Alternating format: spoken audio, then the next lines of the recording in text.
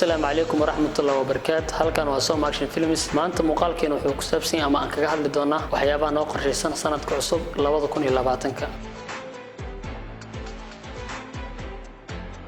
sanadka cusub 2020 bilaa hore waxaa noo qorshaysan inaan soo saarno film cusub kaas oo shaqadiisa ilaa haatan ay socoto. sidoo kale filmkaas markii uu soo baxay kadib filmadeena xiga waxay noqon doonaan mid aan kaga hadalno xaaladda dalka Soomaaliya maadaama aanan Soomaali sidaas daraadeed waxaan rabnaa xaaladda ka taagan dalka filmadeena xiga in aan kaga hadalno isla markaana aan u soo gudbino sheekooyinka Soomaalida si film ahaan ah.